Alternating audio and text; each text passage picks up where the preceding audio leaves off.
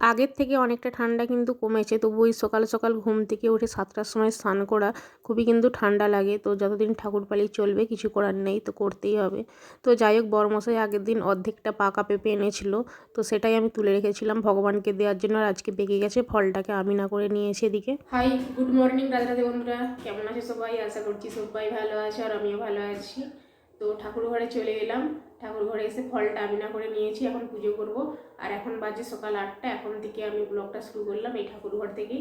তোমরা দেখতে থাকো পুরো ব্লগটা, আশা করছি তোমাদের অনেক ভালো লাগবে। তো চলো এখন পুজোটা করে নিই। তারপরে পুজো করা কমপ্লিট করে ঠাকুরঘর থেকে চলে এলাম রান্নাঘরে। আর পেঁপেটা দিয়েছিলাম, তো সকাল সকাল কিন্তু পেঁপে খাওয়া খুবই ভালো, তাই পেঁপেটা এই যে এখন খাচ্ছি। অন্য ফল কিন্তু খাই না, কিন্তু এই পেঁপেটা দিয়েছিলাম তাই পেঁপেটা এখন এই যে খেয়ে নিলাম। খাওয়া দাওয়া করে তারপরে যে জল খাওয়ারের জোগাড় করতে হবে, তো সেই জন্যে পেঁয়াজ শাঁড়িটা আজকে যে ভাজা করব। তো পেঁয়াজ শাঁড়িটা কিন্তু কেনা না, একজনদের হয়েছিল গাছে, তো তারাই দিয়েছিল। তো পেঁয়াজ শাঁড়িটা আজকে এই যে কেটে নিচ্ছি, পেঁয়াজ শাঁড়িটা শুধুই ভাজা করব। জলখাবারের আজকে কিছু না করলেও চলতো, তবুও এই যে পেঁয়াজ শাঁড়িটা ভাজা করে নিচ্ছি। আর এদিকে আছে মাংস, কালকে রাত্রিবেলা মাংস হয়েছিল, সেই মাংসটা ছিল, এখন গরম করছি। তো এটা দিয়ে প্রথমে ভাবছিলাম মুড়ি খাবো, কিন্তু পেঁয়াজ শাঁড়িটা নষ্ট হয়ে যাবে, তো পাকলো হয়ে গেলে খেতে কিন্তু ভালো লাগবে না, এখন নরম আছে। তো এই জন্য নরম আছে বলেই তো নরম অবস্থায় কেটে নিয়েছি, কেটে দিয়ে ভাজা করে নিচ্ছি, মুড়ির সঙ্গে খাওয়া হয়ে যাবে, নাহলে পড়ে থাকলে কিন্তু খারাপ হয়ে যাবে। এদিকে মাংসটা গরম করে নিয়েছি, ওদিকে মেয়েকে খেতে দেবো। আর এইদিকে আমার মেয়ে যে সকাল দিকে পড়ছিল, এখন মুড়ি খেতে এসেছে, ওর মুড়ি বেড়ে দেওয়া হয়েছে, কিন্তু মাংস গরম করা চলছে, মাংসটা গরম করলেই ওকে মুড়ি দেবো। আর চুল কেটেছে দেখো পুরো ছেলেদের মতো, তো ছাঁট দিয়েছে, বাটি ছাঁট। দেখি পিছন দিকটা ঘুর, ছেলেদের মতো চুল কেটেছে। আমার ছোট মেয়ে যখন ছোট ছিল, তো প্রত্যেকবারেই কিন্তু এভাবেই চুল কাটানো হতো, এই যে বাটি ছাঁট বলে, তো এটাই দেয়া হতো। কিন্তু যেহেতু এখন বড় হয়ে গেছে, তো এই 2 বছর ধরে কিন্তু মেয়েদের মতনই কাট দেওয়া হচ্ছে। আর আমি বললাম যে এখন চুল কাটতে গেলে না একদম ছোট করে কাটে না চুলটাকে, তো একটু করে কেটে দেয়, ওই 40-50 টাকা করে নেয়, 40 টাকা না 50 টাকা দাম বেড়ে গেছে। তো 2 দিনের মধ্যেই না চুলটা অনেকটা বড় হয়ে যায়। তো ওর দিদিকে বললাম, মানে আমার বড় মেয়ে নিয়ে গেছিলো চুলটা কাটতে, বললাম যে একটু ছোট করে কাটিয়ে দিতে। সে এইভাবে করে তো বাটি ছাঁট দিয়ে নিয়ে এসছে, দেখতে কিন্তু ভালোই লাগছে, খারাপ লাগছে না। তবু বড় হয়ে গেছে তো কেমন যেন ছেলে ছেলে দেখতে লাগছে। তো যাই হোক, এরকমভাবে কাটিয়ে নিয়ে এসছি, কী আর করা যাবে, চুলটা একটু বড় হয়ে গেলে তখন আবার আর আগের মতনই কিন্তু দেখতে লাগবে। তো ওদিকে ছোটো মেয়েকে মুড়ি দিয়েছিলাম, ছোটো মেয়ে খাওয়া দাওয়া করে নিয়েছে। আর বিছানাটা আমি ছিল, বাসি বিছানাটা ওদিকে গুছিয়ে নিয়েছি। এদিকে আমি আর বড় মেয়ে দুজনে মিলে ছাদের মধ্যে চলে আসলাম খাওয়া দাওয়া করতে।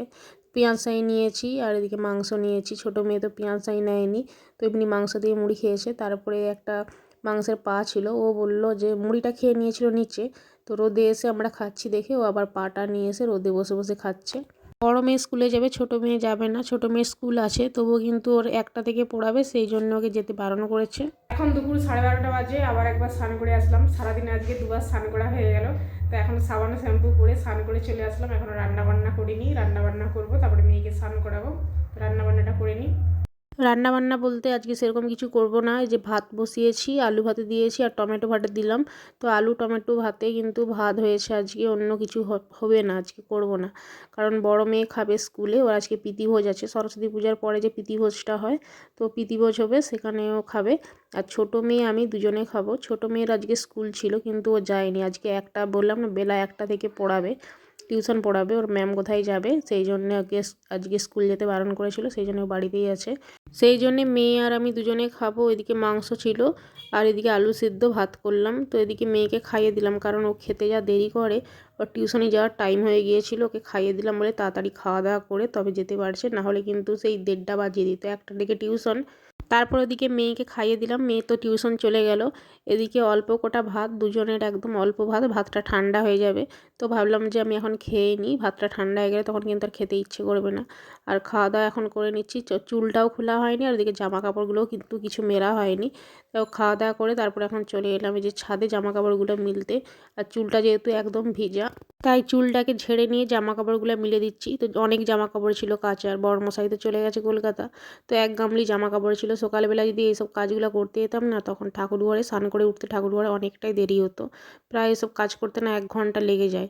তো ওই জন্যে সকালবেলা প্রথমে স্নান করে নিয়ে তারপরে পুজো করে নিয়েছিলাম। তো এখন জামা কাপড়গুলো ভাবলাম যে পরেই ধুই, রোদ বেরোবে শীতকালে, তো পরে একটু ঠান্ডা ঠান্ডা ভাব, তো পরে রোদ বেরোলেই তখন কাচবো।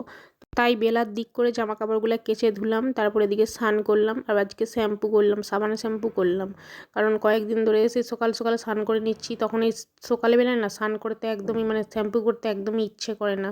তো ভাবলাম যে আজকে বেলার দিকে স্নান করেছি, তাই শ্যাম্পুটাও করে নিই। তাই আজকে শ্যাম্পু করে স্নানটাও করে নিলাম। শীতকালে হয়তো দেখবে অনেকে একজন আছে না স্নান করতেই চায় না, সেদিক দিয়ে দেখো আমি আজকে শীতকালে দুবার স্নান করে নিলাম।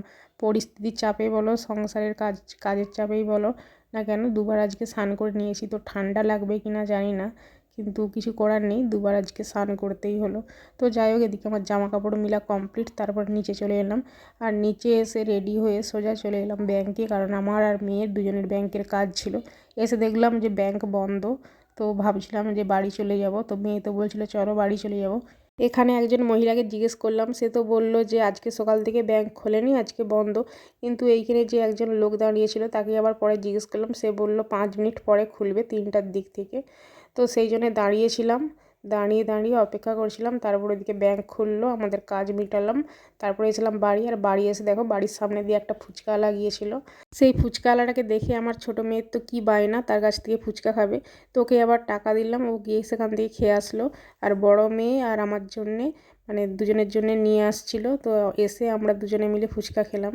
তো ফুচকা টুচকা খাওয়া দাওয়া করে সেই দুপুরবেলার যে বাসন ছিল, এঁঠো বাসন, সেগুলো এখন এই যে বেসিনে ছিল জমা হয়ে, ওগুলো এখন ধুয়ে নিচ্ছি। তারপর এদিকে বাসন ধোয়া কমপ্লিট করে চলে এলাম। অনেকগুলো খালি বোতল ছিল, তো সকাল থেকে কিন্তু জলগুলো ভরা হয়নি, দুপুরবেলাও ভরা হয়নি। তারপরে এখন এই যে বিকেলবেলায় সব জলগুলো ভরে নিচ্ছি। সন্ধ্যাবেলা কিন্তু আর এইসব কাজ করতে ঠান্ডার সময় না একদম বেরোতে ইচ্ছে করে না, কাজগুলো করতেও ইচ্ছে করে না। তাই ভাবলাম যে বিকেলে সব কাজগুলো সেরে নিই। আর এদিকে যে এতগুলো বোতলে জল ভরা সব কমপ্লিট হয়ে গেছে। তারপরে জলগুলো ভরে নিয়ে চলে এলাম ছাদে, তো জামা কাপড়গুলো তুলতে। আজকে আর এইসব জামা কাপড়গুলো শোকায়নি, অনেকটা বেলায় তো ধুয়েছিলাম, আর অনেকটা বেলায় মিলে দিয়ে গিয়েছিলাম সে 1টার দিক করে। শীতকালের একটা মানে রোদ চলে যাওয়ার মুখে প্রায়, তখন যদি এই জামা কাপড়গুলো মিলে দিয়েই যাই, এখন কি আর শুকনো হয়? সন্ধে হতে চললো, যা যতটা জল ঝরেছে, যা যতটা শুকনো হয়েছে, নিচে গিয়ে দড়িতে আবার সব জামা কাপড় মিলে দেবো, কালকে সকালবেলা উঠে আবার রোদে দিয়ে যাব। তো তারপরে জামা কাপড়গুলো মিলিয়ে দিয়ে চলে এলাম এই যে সন্ধে দিতে। ঠাকুর ঘরে সন্ধ্যা দেখিয়ে তারপরে চলে এলাম ঘরে। প্রত্যেকটা ঘরে সন্ধ্যা দেখানোর দিকে কমপ্লিট হয়ে গেছে। আবার চলে যাচ্ছে এই যে ঠাকুর ঘরে, ওইখানে প্রদীপ আর ধূপগুলো সব রেখে দেবো। আজকের মতো তাহলে ভিডিওটা এখানেই শেষ করছি। সবাই ভালো থেকো, সুস্থ থেকো, দেখা যাচ্ছে তোমাদের সাথে পরের ভিডিওতে। সবাইকে টাটা, সবাইকে গুড নাইট।